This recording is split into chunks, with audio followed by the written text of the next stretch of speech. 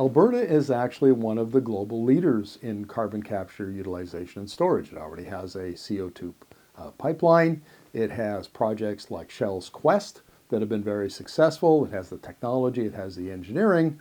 The missing ingredient here is the expertise to turn it into other consumer products. 5 years ago, for example, if you tell somebody you can capture the CO2 from a stack of power plant and convert it to the vodka and put on your dinner table, people, they would think, is it maybe science fiction or you are just joking with them? After 5 years, we demonstrate that that's possibility and that's feasibility. Is not a science fiction. Alberta has already become a hub for carbon capture, and now it plans to become a hub for carbon conversion.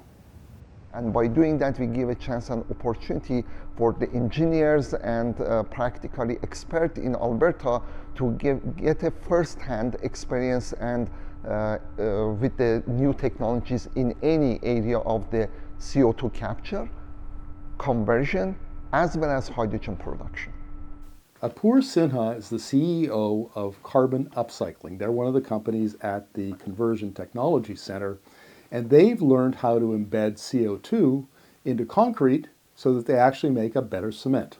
So we came up with a technology that can take carbon emissions from the air or from a point source emission like a natural gas power plant or a coal stack or a cement plant, and we can essentially impregnate those into solid waste materials. Sinha explains why embedding CO2 into cement makes it a better product. Where we really become significantly better than normal Portland cement-based concrete is durability.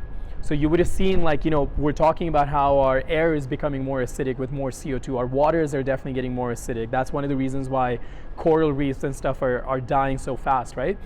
What we have found is that with our technology, the cement or the concrete that you make is 40 to 80% more resilient to acid attacks, to sulfate attacks, to alkali silica reactions. These are all things that can really kind of ultimately determine how long your structure or your bridge deck or whatever else stays in life, in service. Last year, the provincial agency that runs the Carbon Conversion Research Center held a $20 million Carbon X Prize.